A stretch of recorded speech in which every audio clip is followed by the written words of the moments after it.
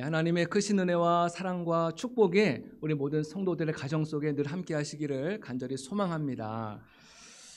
간혹 그 굉장히 유명한 예술인이나 작가 가운데서 그분이 살아가는 당대에는 전혀 주목받지 못하고 인정받지 못했다가 이 사람이 죽고 난 뒤에 오랜 세월이 지나고 난 다음에 그제서야 사람들에게 주목받고 인정받고 유명해지는 그런 사람이 종종 있습니다.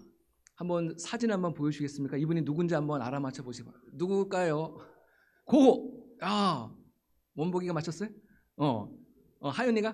그래요. 고호. 빈센트 반 고호라는 분이신데 이분은 뭐 지금 너무나도 유명한 분이죠. 하지만 이분이 활동할 그 당시에는 이분은 수많은 그림을 그렸음에도 불구하고 사람들에게 전혀 인정받지 못했어요. 이분이 수많은 작품 가운데서 이제 팔린 작품 단 한 작품이라고 합니다. 그 외에 다른 작품들은 사람들이 무슨 그림을 저 따위로 그리려면서 이 사람의 그림을 다 평가절하하고 무시하고 인정하지 못하고, 그래서 이분은 한평생을 가난 속에 살아갔어요. 너무나 궁핍하고 가난 속에 살아가고 나중에는 우울증 같은 정신질환이 와가지고 그렇게 한평생을 고생하다가 결국 끝까지 인정받지 못하고 이제 죽고 말았어요. 근데 이분이 죽고 난 다음부터 이분의 그 작품이 사람들에게 점점 주목을 받기 시작을 하고 또 재평가되기 시작하면서 이분의 작품이 점점 유명해지더라는 거예요. 지금은 이분의 작품이 얼마나 유명해졌는지 이분의 작품 한 점당 가격이 수십억에서 수백억에 호가할 정도로 그렇게 유명한 작품이 되었다는 것이죠. 이분이 살아있을 동안에 그래서 얼마나 좋았겠어요. 평생을 그냥 그렇게 가난하게 살다가 그렇게 불쌍하게 죽었는데 이분이 좀 살아있을 때 떴다면 참 좋았겠다. 참 그런 이제 아쉬운 마음이 있죠.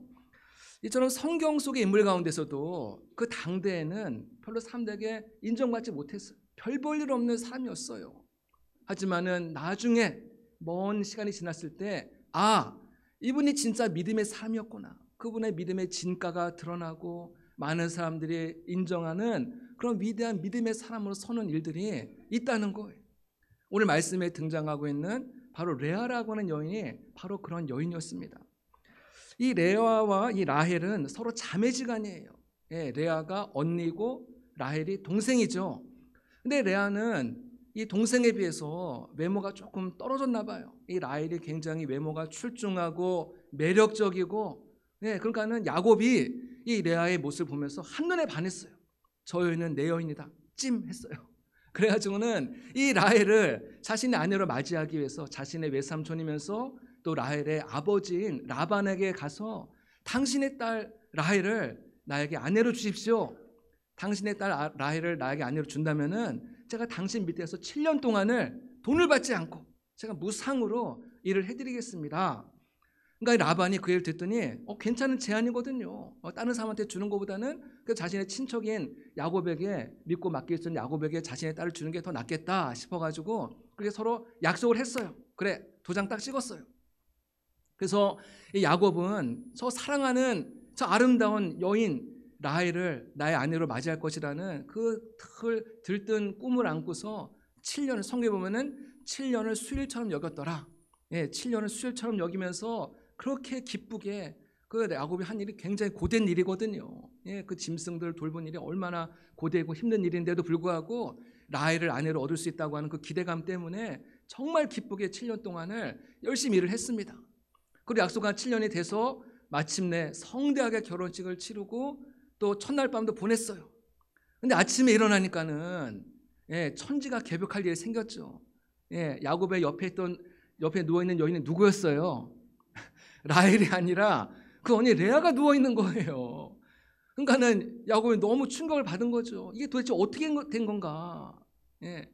아마 그 당시에는 지금처럼 뭐 조명도 밝지 않고 밤에도 어두컴컴하지 않았겠습니까? 그러니까 상대방이 누군지 잘 몰라봤을 거고 추측하건대 이 라반이 이 야곱에게 술을 잔뜩 먹여가지고 이 여인이 라헬인지 레아인지 구분하지 못할 정도로 그렇게 하지 않았을까? 이건 제 추측입니다. 그래서 하룻밤을 치르고 났는데 눈을 떠보니까는 그 레아가 옆에 누워있으니까는 야곱이 너무 화가 난 거예요. 그래서 외삼촌에게 막 항의하죠. 외삼촌이요, 어떻게 나 이렇게 이럴 수가 있습니까? 어떻게 나한테 이렇게 사기를 칠 수 있습니까? 막 항의를 합니다. 근데 라반이 뭐라고 얘기하냐면요, 언니보다 동생을 먼저 주는 것이 이 지방에서는 하지 않을 일이다. 이 지방이 너가 관습을 몰라서 그러는데 이 지방에서는 언니보다 동생을 먼저 시집 보내는 거는 여기 풍습에 맞지 않아. 예, 그러니까는 그냥 싫어도 그냥 같이 살아. 예, 완전히 지금 야곱은 사기를 당한 거죠. 사기 결혼을 한 거예요, 지금. 이 라반이 보아하니까요, 이 큰딸 레아가 자기 스스로의 능력으로 도저히 시집갈 것 같은 가능성이 안 보이는 거예요. 그러니까는 동생 시집갈 때 같이 떠리를 취급하듯이 그냥 처리하듯이 이 큰딸도 같이 시집을 보낸 것이죠. 여러분, 야곱은요, 이전에 자신의 형과 아버지를 속인 일이 있지 않습니까? 그러니까 야곱도 남을 속이는 일에는 아주 전문가적인 그런 소질이 있는 사람이에요. 근데 야곱이 지금 자기보다 더 독한 인간을 만난 거예요, 지금. 야, 나도 남을 속이는 사람인데 나보다 더 독한 지독한 인간을 만났구나. 네, 우리가 그런 얘기 하죠. 뿌린 대로 거둔다는 그런 속담이 있지 않습니까? 지금 야곱이 그대로 지금 자기가 한 그대로 당하고 있는 것이죠. 결국 이 야곱은요, 자신이 사랑하는 라헬을 아내로 얻기 위해서 7년 동안을 더 일을 하게 되는 거예요.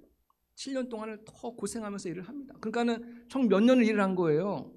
14년 동안을 이 라반 밑에서 고생하면서 일을 한 것이죠. 그래서 결국은 이제 레아와 라헬 이 두 아내를 얻게 된 것입니다. 근데 이제 진짜 문제는 이제부터 시작입니다. 한 지붕 안에서 야곱과 라헬, 레아 이 세 식구가 함께 살아가고 있는 거예요. 그 가정이 평안하겠습니까?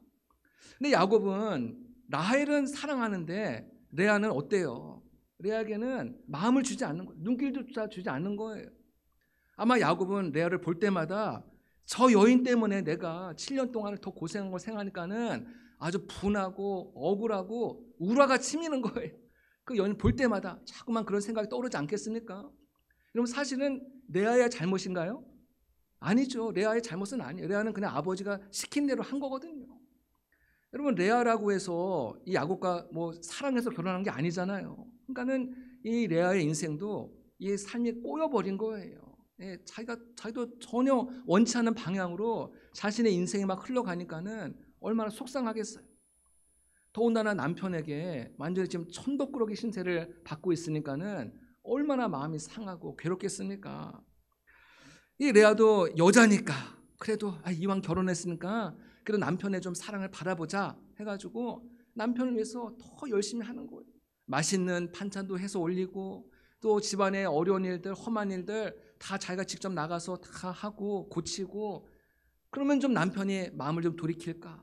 아무리 노력을 해도 이 남편 야곱은 이 레아를 식모 취급이나 하지 전혀 마음을 주지 않는 거예요.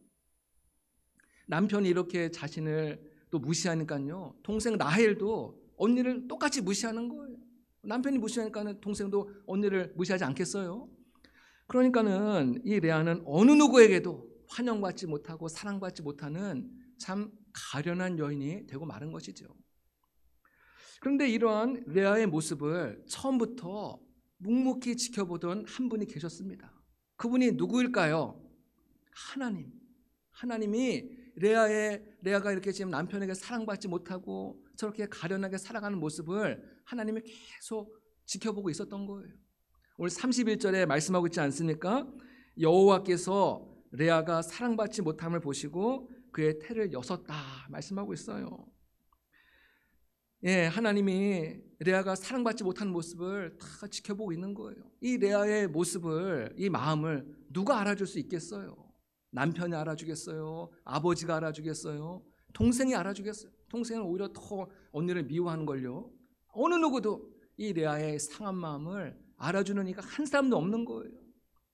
하지만 하나님은 이 레아를 계속 주목하고 있었던 것이죠. 남편에게 사랑받지 못하고 천덕꾸러기가 된 이 레아, 날마다 눈물로 밤을 지새우는 이 레아의 그 눈물을 보시고 그 기도를 하나님은 계속 듣고 계셨다는 것입니다. 여러분들, 사람들이 나를 무시하고 미워한다고 해서 여러분 너무 슬퍼하거나 낙심하지 마시기 바랍니다. 나를 보시는 분이 계시는 거예요. 나를 알고 계시는 분이 계시는 거예요. 하나님 말씀하시는 거예요. 내가 다 알고 있다. 내가 다 알고 있다. 내가 다 처음부터 모든 것을 다 보고 있다. 누가 너를 억울하게 하고 누가 너의 눈에서 눈물 나게 하는지 나는 이미 다 보고 있고 알고 있다. 주님이 말씀하시는 거예요. 그것 때문에 우리 성도들은요, 자꾸만 사람들에게 인정받고 사람들의 눈에 띄기 위해서 노력할 것이 아니라 우리는 하나님의 그 눈에 들기 위해서 우리는 하나님 앞으로 나아가야 될 줄로 믿습니다. 하나님이 보시고 하나님이 아시고 하나님이 기억하시면은 게임 끝난 거 아닙니까? 하나님께서 오늘 말씀에 뭐라고 말씀하세요? 레아의 삶 속에 놀라운 일을 시작하시는데 레아의 태를 열어주셨다 말씀하고 있습니다. 여기서 열다라는 말의 원어적인 의미를 보면은 풀어주다, 또 새롭게 시작하다라는 그런 의미가 있습니다. 그러니까 하나님께서 레아의 태를 여시는 순간 레아의 꼬여있고 엉켜있었던 그 모든 매듭을 주님이 풀어주시고 레아의 삶 속에 새로운 삶이 시작됐다는 것을 암시하는 굉장히 중요한 단어가 바로 태를 열어주셨다라는 표현이라는 것입니다. 내 인생이 꼬여있는 분이 계십니까? 하나님께서 여러분의 꼬여있는 인생의 매듭을 풀어주는 그런 은혜가 있기를 주님의 이름으로 축복합니다. 하나님께서 레아의 태 문을 열어주시고 그에게 4명의 아들을 주시는 거예요. 4명의 아들. 하나님은 레아의 태는 열어주셨지만은 라헬의 태는 열어주지 않았습니다. 왜 그랬을까요? 레아는 하나님을 의지하였고 라헬은 누구를 의지했어요? 남편을 의지했기 때문에 하나님은 자신을 의지하는 레아의 태를 열어주셨다는 거예요. 이어지는 말씀 보니까는 하나님께서 레아의 태를 열어주시고 4명의 아들을 선물로 주시지요. 이 4명의 아들은 하나님께서 레아에게 주시는 위로이고 또 선물인 거예요. 근데 이 레아가 4명의 아들을 낳고서 이름을 지어주는데 그 이름을 한 사람 한 사람들 가만히 보면은 그 속에 굉장히 그 믿음의 고백이 그 속에 다 담겨져 있어요. 하나님을 향한 그 믿음의 고백이 그 이름 속에 다 녹아져 있는 것을 보게 됩니다. 첫 번째 아들 르우벤의 이름은 보라 아들이라 라는 의미 있는데 그 의미 속에는 어떤 의미가 있냐면은 하나님이 내 괴로움을 보시고 권고하셨다라는 그 의미가 믿음의 고백이 이 속에 녹아져 있는 것이죠. 두 번째 아들 시므온이라는 이름의 의미는 들으셨다라는 의미인데 하나님이 내 기도를 들으셨다. 하나님 내 기도를 응답하셨다라는 믿음의 고백이 이 속에 또 담겨져 있는 거예요. 세 번째 아들 레위의 이름의 의미는 연합한다라는 의미가 있는데 이제 내가 세 번째 아들까지 낳았으니까는 이제는 남편이 나에게 마음을 돌이키고 나와 연합하리라 어떤 이제 그런 기대와 소망을 담아서 이름을 레위라고 지었는데 여기서 연합한다는 말의 의미 속에는 하나님과 연합한다는 영적인 의미도 이 속에 또 다 들어있는 것이에요. 마지막 우리 유다라는 아들을 낳았는데 이 유다라는 말의 의미는 여호와를 찬송합니다라는 의미가 있습니다. 이 모든 아들들의 이름이 다 뭐예요? 다 영적으로 그 믿음의 고백, 신앙의 고백이 이 속에 다 녹아져 있지 않습니까? 한편 이렇게 언니가 이 4명의 아들을 연달아서 낳으니까는 이 동생 라헬이 이제 막 질투심이 막 발휘하기 시작하는 거예요. 막 마음이 조급해지기 시작을 하는 거예요. 혹시 내 남편이 저 언니한테 남편의 사랑을 뺏기지 않을까? 마음이 불안해지기 시작을 한 거예요. 그래서 막 야곱에게 나도 당신의 자녀를 낳게 하라 하면서 막 떼를 쓰기 시작을 합니다. 떼를 써요. 그 창세기 30장 1절에 보니까는 야곱에게 이르되 내게 자식을 낳게 하라. 그렇지 않으면은 내가 죽겠노라. 예, 막 그렇게 떼를 쓰는 거예요. 두 사람은 서로 너무나도 사랑하는 사이니까 얼마나 많은 잠자리를 가졌겠어요. 그런데 아이가 생기질 않는 거예요. 아이를 갖는 것이 인력으로 되지 않는다는 것을 라헬도 알면서도 막 야곱을 보채고 야곱을 막 지금 몰아붙이고 있는 것이죠. 이 라헬은 인력으로는 이게 할 수 없는 거구나. 이제 사실을 깨닫고서는 이제 어떻게 하냐면 인간적인 방법을 또 동원하기 시작을 합니다. 내가 아이를 낳을 수 없으니까는 자신의 여종인 빌하를 야곱에게 주면서 나 대신 아들 낳게 하라 이러면서 빌하를 자기 여종을 야곱에게 주는 거예요. 그래서 그 빌하를 통해서 두 아들을 이제 낳게 됐죠. 첫 번째 아들의 이름은 단인데 그 이름의 의미는 뭐냐면은 억울함을 풀었다.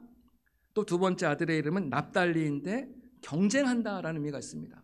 억울함을 풀었다, 경쟁한다. 그러니까요, 이 라헬의 동기가 사실 순수하지 못한 거예요. 자식을 통해서 자신의 억울함을 풀려고 했고 또 자식을 통해서 언니와 경쟁하려고 한 것이죠. 순수하지 못한 것이죠. 그래서 라헬은요, 자신의 용모가 출중하고 또 남편에게 사랑받는다고 하는 그 사실을 너무나 과신한 나머지 하나님을 의지하기보다는 인간적인 방법, 인간적인 수단을 동원해서 자녀를 낳았다는 것을 우리는 여기서 알 수가 있다는 거예요. 이미 남편에게 절대적인 사랑과 지지를 받고 있지 않습니까? 그런데도 어떻게 해서든지 언니와 경쟁하고 언니를 어떻게 해서 이겨 먹으려고 하는 참 그런 순수하지 못한 동기가 이 속에 이제 숨겨져 있다는 것을 우리가 보게 되는 것이죠. 참 이기적이고 어떤 세상적인 그런 여인의 모습이라고 할 수가 있습니다. 나중에 야곱과 가족들이 라반의 집을 떠나서 야곱의 원래 고향으로 이제 돌아가게 되는 일이 이제 생기는데요. 근데 이때 온 가족들이 함께 고향으로 돌아가는데, 근데 라헬이 아버지가 가장 애중지하게 여기던 드라빔이라고 하는 우상을 몰래 훔쳐갑니다. 예, 그 얘기는 뭘 말하는 거예요? 이 라헬은 하나님을 의지하기보다는 자꾸만 어떤 우상을 의지하고 세상적인 방법을 의지하는 그런 여인이었다는 사실을 우리에게 단적으로 보여주는 증거라고 할 수가 있죠. 이 라헬과 달리 레아는요, 굉장히 영적인 여인이 되었습니다. 영적인 여인이 된 거예요. 레아가 처음에는 남편만 바라보고 남편에게 막 너무나도 목을 메었지만은 시간이 지나면서 더 이상 이제 남편을 기다리지 않고 나중에는 하나님을 바라보는 거예요. 남편에게 그냥 목을 매달았던 그 시선을 이제 하나님께로 돌려가지고 하나님을 의지하고 하나님께 엎드리고 하나님께 기도하는 이런 믿음의 여인으로 변해갔다는 것입니다. 레아에게서 배우는 교훈이 무엇입니까? 우리는 사람에게 어떤 인정과 위로와 칭찬과 보상을 받으려 해서는 안 된다는 거예요. 우리의 참된 칭찬과 보상과 위로는 하나님께로부터 오는 줄로 믿습니다. 하나님이 우리를 위로해 주시고 하나님이 우리를 칭찬해 주시면은 그것이 참된 복인 거예요. 시편 34편 18절의 말씀을 우리 함께 같이 보실까요? 시편 34편 18절 말씀입니다. 예, 제가 봉독하겠습니다. 여호와는 마음이 상한 자를 가까이 하시고 충심으로 통회하는 자를 구원하시는도다. 예, 마음이 상한 자를 하나님이 가까이 하신다는 거예요. 그 다음에 또 시편 145편 18절의 말씀, 이 말씀 함께 같이 봉독하겠습니다. 여호와께서는 자기에게 간구하는 모든 자, 곧 진실하게 간구하는 모든 자에게 가까이 하시는도다. 아멘. 여러분, 만일 이 레아에게도 부족함이 없었다, 레아도 만일 남편에게 사랑받고 뭐 전혀 부족함이 없었다면은 레아도 이렇게 하나님 앞에 간절히 매달리고 기도하고 아마 이러지 않았을 것입니다. 자신의 힘을 의지했을 거예요. 하지만 이 레아는 부족했고 결핍이 있었고 빈틈이 많았어요. 그래서 이 여인은 자신의 부족함을 하나님의 은혜로 채우려고 그 은혜의 자리에 나간 것이죠. 하나님은 이런 자들에게 은혜를 베푸시는 하나님이신 줄로 믿으시기를 바랍니다. 언니와 동생 사이에 그 이후로부터 계속해서 악인악의 경쟁이 계속 시작이 됩니다. 그래서 결국 이 야곱에게는 12명의 아들과 1명의 딸을 얻게 되죠. 이 12명의 아들이 나중에 이스라엘의 12지파로 나중에는 이제 발전하는 것을 보게 됩니다. 여러분, 근데 중요한 것은요, 그들이 낳은 자녀들의 나중이 어떻게 되었는가, 그들의 후대가 어떻게 되었는가, 참 이것을 보는 것도 참 굉장히 의미가 있습니다. 믿음의 여인, 기도의 여인 레아에게서 나왔던 이 셋째 아들 이름이 뭐라고 했어요? 레위라고 했죠. 이 레위는요, 한평생을, 그 후손이 한평생을 하나님의 성전에서 하나님을 예배하고 하나님을 섬기는 제사장의 그런 계열로 계속해서 그 후손이 뻗어나가기 시작합니다. 넷째 아들의 이름이 뭐라고 했습니까? 유다라고 했죠. 예, 유다의 후손들은 어떻게 되었느냐? 유다의 후손은 이스라엘 역사에서 가장 중요한 핵심적인 계열인 왕족, 로얄 패밀리가 이 유다의 후손을 통해서 나오기 시작을 했습니다. 다윗 왕이 여기서 나오고요. 또 다윗 왕의 그 자녀들, 후손들이, 모든 왕들이 다 유다 자손의 그 계열을 통해서 나오게 되었다는 것이에요. 그리고 그 지파를 통해서, 그 족보를 통해서 누가 태어났습니까? 하나님의 아들 예수 그리스도께서 바로 이 유다의 지파의 후손으로 오지 않았습니까? 여러분, 그러니까요, 이 레아는 영적인 지도자와 이 세상의 지도자의 어머니가 되는 그 놀라운 축복과 영광의 여인이 된 줄로 믿으시기를 바랍니다. 여러분, 근데 더 놀라운 사실이 있습니다. 야곱이 나중에 임종할 때 야곱의 곁에 누가 묻히게 된지 아십니까? 우리가 생각할 때는 야곱이 가장 사랑했던 여인 라헬이 묻힐 것이라고 생각하잖아요. 근데 정작 야곱의 옆에는 레아가 묻히게 되었다는 거예요. 창세기 49장에 보면은 야곱이 임종을 앞두고 유언을 하게 되는데 이 레아, 이 언니 레아를 할아버지 아브라함의 부부와 또 아버지인 이삭의 부부가 함께 이제 매장되어 있는 막벨라 굴, 그러니까 아브라함의 그 자손들의 가족묘에 레아를 거기에 장사 지냈다라고 말씀하고 유언을 하면서 나도 거기에 묻히기를 원한다.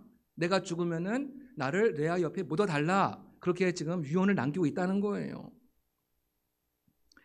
젊었을 때는 레아를 무시하고 젊었을 때는 레아를 정말 못쓸 짓을 많이 했지만은 시간이 지나놓고 보니까는 자신의 옆자리를 늘 떠나지 않고 지키고 자녀들을 믿음으로 훌륭하게 키워낸 이 레아가 진짜 내 아내였구나. 나 남편을 위해서 늘 기도로 내조하고 묵묵히 그렇게 막 미워하고 싫어하는 티를 팍팍 내고 그랬지만은 레아가 거기에 대해서 시험 들지 않고 끝까지 하나님을 의지하고 기도하면서 믿음의 자녀를 키워낸 이 레아의 모습을 보면서 야곱이 나중에는 마음을 돌이켰다는 거예요. 그래서 나는 레아의 옆에 묻히기 원한다. 그렇게 이제 유언을 남긴 것이죠. 레아는 살아 생전에는 남편의 아내로 인정받지 못했지만 죽어서 진정한 아내로, 이런 분을 이끌어서 정실이라고 하지 않습니까? 정실로 인정이 되었다는 거예요. 이전에 레아는 사람들에게 잊혀진 여인이었지만은 하나님의 눈에는 잊혀지지 않고 기억되는 이름이었다는 것입니다. 레아와 라헬 둘 중에 어느 여인이 마지막에 웃는 여인이 되었습니까? 레아죠. 그때 당시에는 살아있을 당시에는 라헬이 막 인정을 받고 막 크게 웃었지만은 마지막에 웃는 자는 누구였다는 거예요? 레아였다는 거예요. 하나님은 우리에게도 이런 레아와 같은 믿음을 요구하시는 거예요. 때로는 우리가 너무나도 연약하고 부족하기 때문에 사람들에게 무시당하고 멸시당할 수가 있습니다. 그 마음이 괴로울 때가 있죠. 나의 어떤 외모나 능력이나 학벌이나 재능이나 이 모든 것이 참 남보다 늘 들떨어지기 때문에 사람들에게 인정도 못 받고 늘 이렇게 외롭게 살아가는 분들이 있을 수가 있어요. 멸시천대를 받는 것이죠. 근데 중요한 것은 이런 부족함과 이런 결핍이 우리를 하나님의 은혜의 자리로 인도한다는 거예요. 은혜의 자리로 인도한다. 내가 부족하니까 하나님께 기도하게 되고 내가 부족하니까 하나님께 엎드리게 되고 하나님을 의지하면서 거기서 하나님의 은혜를 받기 시작을 하더라는 것입니다. 그렇기 때문에 부족한 것이 은혜인 줄로 믿습니다. 나의 부족함을 너무 그것 때문에 자책하지 마시기 바랍니다. 이 부족함 때문에 하나님 앞에 나와 기도하고 하나님을 의지한다면은 하나님께서 정말 놀라운 은혜를 우리에게 베풀어 주시는 거예요. 최병락 목사님이 쓰신 부족함이라는 책에 보면은 고 강영호 박사님의 일화를 소개하고 있습니다. 이 강영호 박사님은 몇 번 말씀드렸는데 시각장애인이었죠. 어린 시절에 이제 사고로 인해서 이 두 눈의 시각을 다 잃어버렸어요. 평생을 시각장애인으로 살게 됐는데, 근데 이분은 시각장애인이면서도 불구하고 정말 포기하지 않고 열심히 노력을 해가지고 미국에 유학을 가게 됐고, 또 피츠버그 대학에서 박사학위까지 받고, 또 그 당시에 부시 대통령 시절에 차관보까지 지냈던 이지전적인 인물이에요. 아주 굉장히 유명한 사람입니다. 그런데 그 책에 보니까는 이 강영호 박사님의 그 아들에 관한 이야기를 이제 소개하고 있습니다. 그 아들이 이제 두 아들이 있었는데 그 중에 큰 아들 이제 진석이가 있는데요. 하루는 이 강영호 박사님의 아내가 진석의 일기장 내용을 이제 이야기해 주는 거예요. 진석이의 일기장에 이런 내용이 있었다는 거예요. 우리 아빠는 앞을 보지 못하는 시각장애인입니다. 그래서 나랑 자전거도 함께 타지 못하고 공던지기 놀이도 하지 못합니다. 나는 우리 아빠와 함께 할 수 있는 것이 없습니다. 그 강영호 박사가 아들의 일기장에 이 내용이 쓰여 있는 것을 보고서는 너무 충격을 받은 거예요. 충격을 받았어요.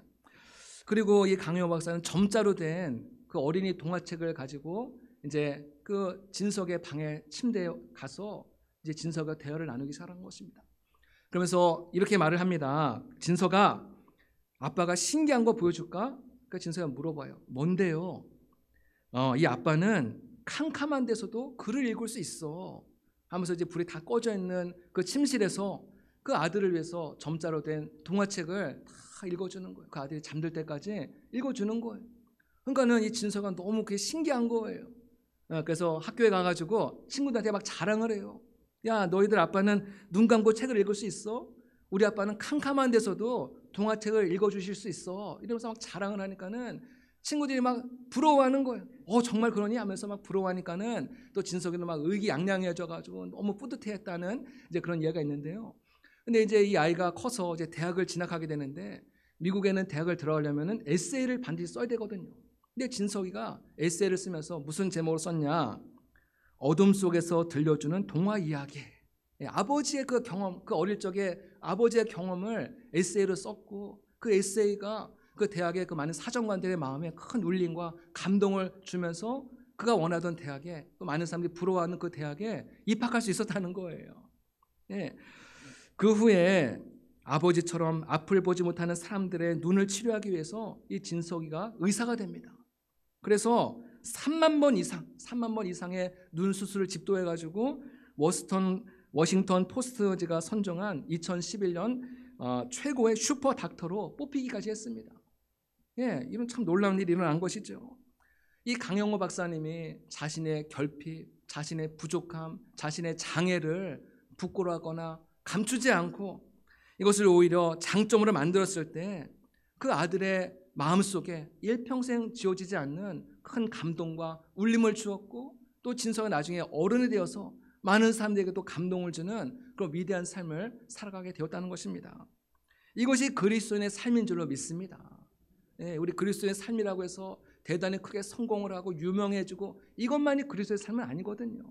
우리에게 주어진 삶이 지극히 평범하고 보잘것없는 삶이라 할지라도 그 속에서 하나님께서 내게 주신 은혜와 기쁨을 늘 감사하고 만족하면서 하루하루를 또 살아갈 때 하나님께서 그 안에서 놀라운 은혜를 주신다는 거예요.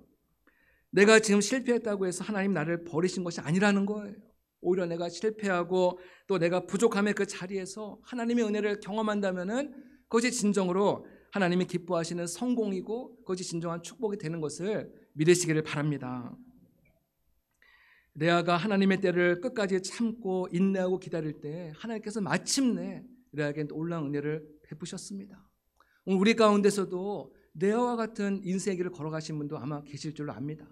예, 레아와 같이 끝까지 믿음의 자리를 떠나지 아니하시고 하나님을 사랑하고 하나님께 기도하고 하나님을 의지함으로 말미암아 낮은 자를 높이시고 낮은 자를 축복하시는 하나님의 그 놀라운 은혜와 축복을 받아 누리시는 우리 모든 성도님 되시기를 주님의 이름으로 축복합니다. 예, 기도하시겠습니다. 사랑과 은혜가 한량없으신 하나님의 은혜를 감사합니다. 하나님께서 오늘 이 시간에도 수많은 레아들을 찾아오시고 은혜 주시는 하나님인 것을 오늘 말씀을 통해 보게 하시니 감사합니다. 우리의 삶이 레아와 같이 때로는 결핍이 많고 부족한 것이 많다 할지라도 낙심하거나 실망하지 않게 하여 주시오며 우리의 모든 삶을 주목하시고 우리를 높이시는 하나님을 바라보게 하시고 하나님 앞에 엎드리게 하시고 날마다 주님과 동행하며 살아가는 믿음의 백성 되게 하여 주옵소서. 감사하며 예수님의 이름으로 기도드립니다. 아멘.